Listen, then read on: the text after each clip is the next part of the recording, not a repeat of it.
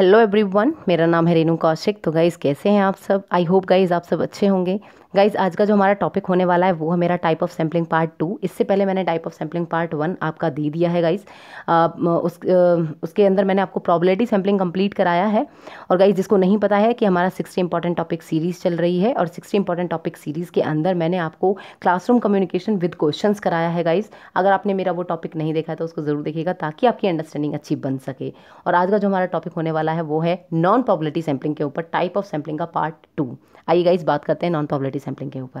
Guys video को start करने से पहले मैं आपको एक बात बता देना चाहती हूँ कि मेरा यहाँ पर मेन मोटिव स्लाइड्स को पढ़ना नहीं होगा। मेरा यहाँ पर मेन मोटिव होगा कि मैं आपको कंसेप्चुअल क्लैरिटी दूँ ताकि कंसेप्ट पर आपके कंसेप्ट अच्छे बन सकें।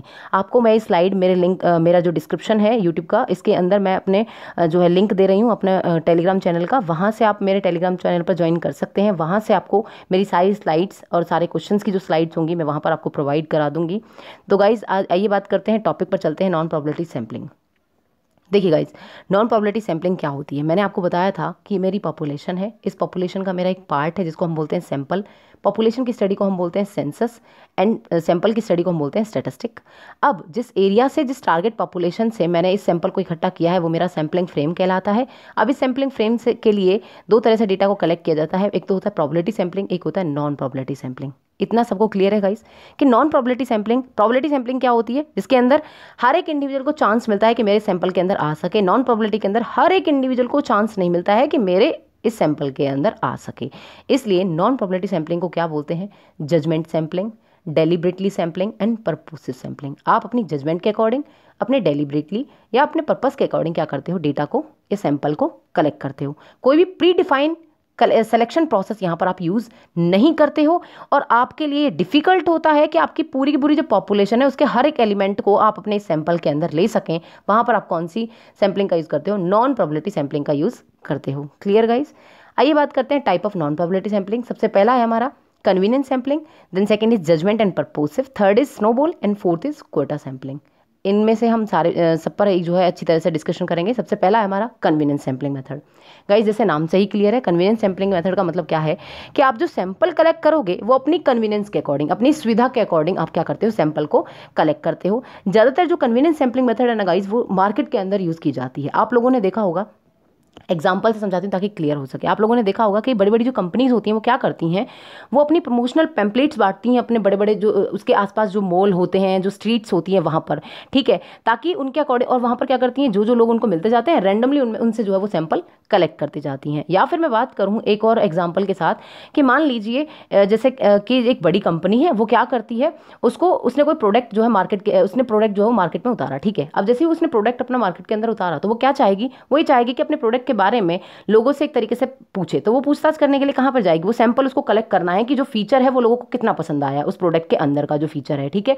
अब वो क्या करेगी? वो आसपास का जो मॉल होगा, आसपास का जो स्ट्रीट एरिया होगा, वहां पर लोगों से क्या करेगी? सैंपल को कलेक्ट करेगी, वहां से लोगों को रैंडमली सेलेक्ट करेगी और उनसे सैंपल कलेक्ट कर लेगी। ये सिंपल हमारा कौन सा होता है? कन्वीनियंस सैंपलिंग मेथड होता है। गाइज एक चीज आपको याद रखनी है कि मोस्ट केसेस ऐसे होते हैं जिनमें एंटायर पॉपुलेशन को रिप्रेजेंट करना इम्पॉसिबल होता है, तो रिसर्चर वहां पर कन्वीनियंस सैंपलिंग का यूज करता है ताकि मेन मोटिव क्या होता है? टाइम कम लगे, कॉस्ट कम लगे, रिसोर्सेज कम लगे। आपको समझ में आ गया होगा कि कन्वीनियंस सैंपलिंग क्या होता है। यहाँ पर रिसर्चर का मेन मोटिव ये नहीं है कि उसके एंटायर पॉपुलेशन को उसका सैंपल रिप्रेजेंट करे, वो बेशक करे या ना करे। उसका मेन मोटिव होता है क्या कि वो अपने जो भी मतलब कहने का मतलब वो अपने कन्वीनियंस के अकॉर्डिंग, वो अपने सुविधा के अकॉर्डिंग सैंपल को कलेक्ट करे। यहाँ पर इसका मेन मोटिव होता है कि जो लोगों की जो हैबिट है उसको ऑब्जर्व करना, हैबिट्स को ऑब्जर्व करना, उनके व्यू पॉइंट्स को ऑब्जर्व करना, उनके ओपिनियन को ऑब्जर्व करना। Clear guys? ये है आपका कन्वीनियंस सैंपलिंग।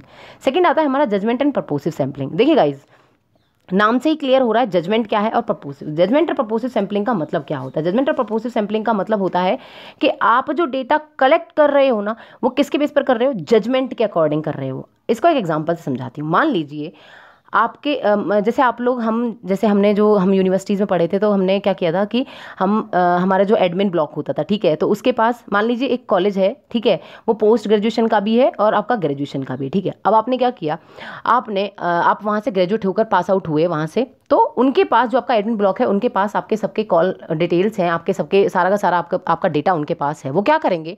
वो आपसे कॉल करके पूछेंगे कि आप जो पोस्ट ग्रेजुएशन करने वाले हो, आपको आगे जो डिग्री हासिल करनी है, क्या वो आप हमारे कॉलेज से, क्या आप पोस्ट ग्रेजुएशन हमारे कॉलेज से करना चाहते हैं या नहीं करना चाहते? अगर आपने ये कह दिया कि येस हम आपके कॉलेज से पोस्ट ग्रेजुएशन करना चाहते हैं, तो इट मीन्स यहाँ पर वो आपको अपने सैंपल में इंक्लूड कर लेंगे। लेकिन जैसे ही आपका आंसर आया नो, तो वो आपको अपने सैंपल से क्या कर देंगे? एक्सक्लूड कर देंगे। इट मीन्स आप जो डेटा अपना कलेक्ट कर रहे हो ना, उसका मेन मोटिव क्या है? अपने पर्पस के अकॉर्डिंग अपना डेटा कलेक्ट कर रहे हो। यहाँ पर आपका सिंपल सी चीज याद रखनी है कि रिसर्चर प्योरली कंसीडर अपने पर्पस के लिए है। मेनली आपका पर्पस क्लियर होना चाहिए, मेनली आपका पर्पस जो है वो पूरा होना चाहिए। यहाँ पर आपको कोई मतलब नहीं है कि आपका जो सैंपल है वो एंटायर पॉपुलेशन को प्रेजेंट कर रहा है या नहीं कर रहा है।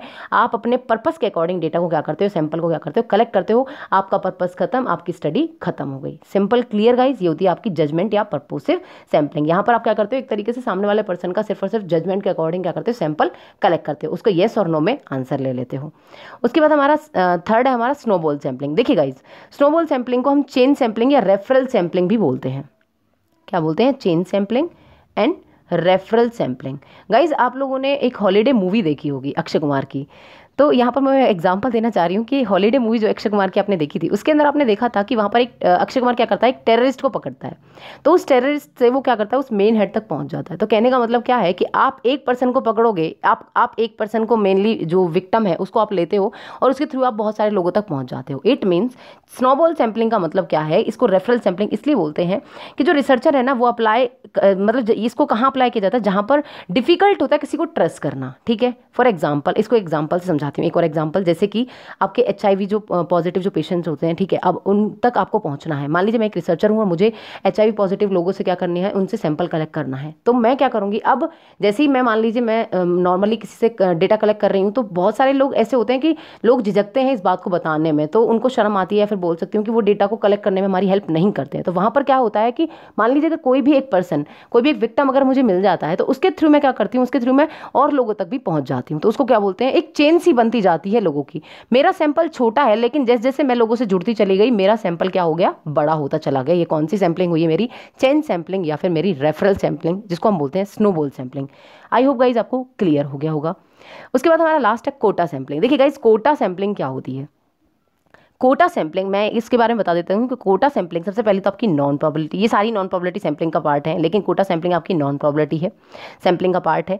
कोटा सैंपलिंग के अंदर क्या होता है कि ये आपकी पॉपुलेशन है, इस पॉपुलेशन का जो सैंपल मैंने लिया है ना गाइज, ये सैंपल आपका ट्रू रिप्रेजेंट करेगा आपकी इस पॉपुलेशन की हर एक कैरेक्टरिस्टिक को इसके अंदर लिया जाएगा। कैसे? देखिए गाइज, आप लोगों ने देखा होगा कि जब भी जॉब कोई भी निकलती है, कोई भी जॉब की वैकेंसी निकलती है, तो वहाँ पर क्या होता है कि एक जनरल कैटेगरी है, एक आपकी OBC है, एक आपकी SC है, एक आपकी ST है। ठीक है, या SC ST मैं एक साथ कर देती हूँ। ठीक है गाइज, यहाँ पर मान लीजिए जनरल कैटेगरी वालों के लिए निकली हैं 15 जॉब, ठीक है, 15 सीट निकली हैं। OBC वालों के लिए निकली हैं आपकी 30 सीट और ST SC वालों के लिए निकली है 100 सीट। आप क्या देख रहे हो, क्या आपको यहाँ पर कितना था, 15, यहाँ पर है 30, यहाँ पर है 100। क्या आपको यहाँ पर सभी के लिए इक्वल चांस दिख रहा है? क्या आप सभी को इक्वल अपॉर्चुनिटी दे रहे हो अपने सैंपल में आने की? पहली बात तो कि नहीं, यहाँ पर सभी को इक्वल अपॉर्चुनिटी नहीं मिली हुई है।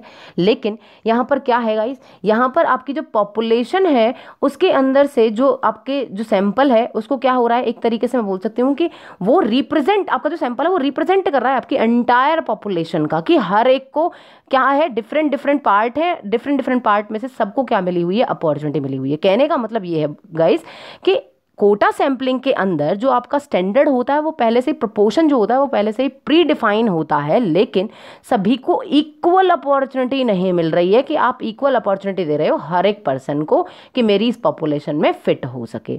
क्लियर हो गया होगा गाइस कि कोटा सैंपलिंग क्या होता है। कोटा सैंपलिंग में मैं बोल सकती हूँ कि कोटा सैंपलिंग के अंदर क्या होता है, कोटा सैंपलिंग जो है वो आपकी फुली फोकस्ड है किस पर, पहले से पहले प्री डिफाइंड सिलेक्शन, या पहले से पहले एक प्री स्टैंडर्ड फिक्स करके चल रहे हो, प्रोपोर्शन फिक्स करके चल रहे हो कि मुझे इतने लोग चाहिए इस वैकेंसी के लिए, और आपने सिर्फ और सिर्फ उन्हीं लोगों को उठाया जितने लोग आपके उस एरिया, उस प्रोपोर्शन के अंदर फिक्स बैठे हैं। क्लियर गाइस, ये था आपका कोटा सैंपलिंग।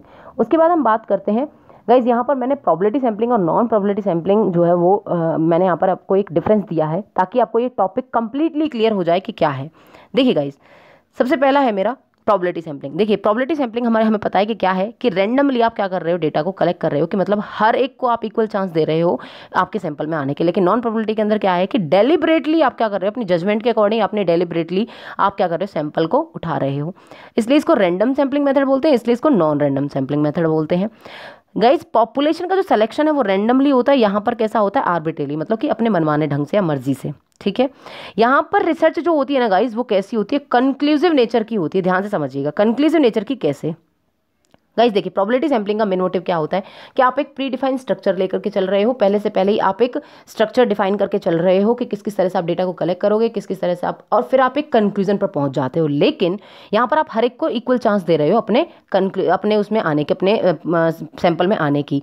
तो इसीलिए यहाँ पर ये सब्जेक्टिविटी पर बेस्ड नहीं है, आपकी ऑब्जेक्टिविटी पर बेस्ड है और आसानी से आप एक कंक्लूजन पर पहुंच सकते हो। लेकिन नॉन प्रोबेबिलिटी सैम्पलिंग के अंदर आप क्या कर रहे हो, अपनी मर्जी से डेटा को कलेक्ट कर रहे हो, अपनी मर्जी से आप सैंपल कलेक्ट कर रहे हो। इसीलिए जो आपके जो सैंपल में आने के जो चांसेस हैं वो कैसे हैं, वो आर्बिट्रेरली हैं। और आपका मेन मोटिव क्या होता है, एक्सप्लोर करना होता है। गाइज आपने देखा होगा ज्यादातर नॉन प्रोबेबिलिटी सैम्पलिंग वहां यूज की जाती है जहां पर क्वालिटेटिव नेचर का डेटा होता है। और सबसे बड़ी बात क्या कि ये क्वालिटेटिव रिसर्च के अंदर इंक्लूड की जाती है पायलट स्टडी, लाइक ट्रायल करना, पहले से पहले ही डेटा को एक्सप्लोर करने के लिए आप इस नॉन प्रोबेबिलिटी सैम्पलिंग मेथड का यूज करते हैं। Clear guys.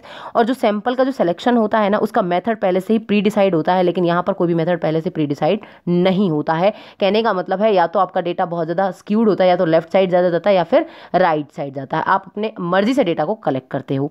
उसके बाद यहाँ पर टाइम दिया हुआ है कि टाइम ज़्यादा किस में लगता है। अगर मैं बात करूँ नॉन प्रोबेबिलिटी सैम्पलिंग की, तो एक स्ट्रक्चर को फॉलो करना होता है तो टाइम ज़्यादा लगेगा गाइज, यहाँ पर टाइम कम लगता है। उसके बाद मैं बात करती हूँ result. This type of sampling is entire unbiasedness. ये अनबायसनेस पर बेस्ड होता है, क्योंकि आप रैंडम सिलेक्शन पर डेटा को क्या करते हो, सैंपल जो कलेक्ट करते हो रैंडमाइजेशन के बेस पर कलेक्ट करते हो। इसीलिए यहाँ पर कंक्लूसिव रिजल्ट निकल करके आते हैं, तो ये अनबायस्ड रिजल्ट प्रोवाइड करता है। लेकिन बायसनेस इसके अंदर डेफिनेटली होगी ही होगी, क्योंकि आप अपने मर्जी से डेटा को या सैंपल को कलेक्ट कर रहे हो। अब गाइज एक पॉइंट है बहुत इंपॉर्टेंट, वो है हाइपोथेसिस। कि यहाँ पर हाइपोथेसिस जो बनाए जाते हैं गाइज, वो पहले बनाए जाते हैं ताकि आप एक कंक्लूजन पर पहुंच सको, क्योंकि एक कंक्लूसिव टाइप ऑफ रिसर्च है, रिसर्च के लिए यूज़ की जाती है। लेकिन अगर मैं बात करूं नॉन प्रोबेबिलिटी सैम्पलिंग की, तो यहाँ पर आप बाद में क्या करते हो, सॉरी यहाँ पर आप बिफोर पहले ही हाइपोथेसिस बनाते हो, यहाँ पर आप आफ्टर बाद में क्या करते हो, आप बाद में हाइपोथेसिस बनाते हो। गाइज यहाँ पर आपको एक चीज़ याद रखनी होगी, क्यों, क्योंकि जो आपका प्रोबेबिलिटी सैम्पलिंग मेथड है, इसका मेन मोटिव है कंक्लूजन पर पहुंचना। और कंक्लूजन के लिए आप पहले से पहले क्या करते हो, हाइपोथेसिस बना के रखते हो, ताकि मेन मोटिव क्या है कि वो हाइपोथेसिस जो आपने बनाए हैं वो फिट बैठे आपके उस रिसर्च के लिए। लेकिन यहाँ पर आप किसी जनरलाइजेशन पर नहीं पहुंचते, यहाँ पर आपका सिर्फ और सिर्फ मेन मोटिव होता है एक्सप्लोर करना, किसी जनरलाइजेशन पर नहीं पहुंचते। इसलिए आपके किस तरह की ये आप यहाँ पर आपके हाइपोथेसिस कब बनते हैं, बाद में बनते हैं, पहले कोई भी हाइपोथेसिस नहीं बनता है। आई होप गाइज मैंने पूरी कोशिश की है कि इस टॉपिक को, इस पूरे जो मेरा टाइप ऑफ सैम्पलिंग का पूरा टॉपिक था, इस पर आपकी क्लियर कमांड बना सकूं। So thank you so much guys.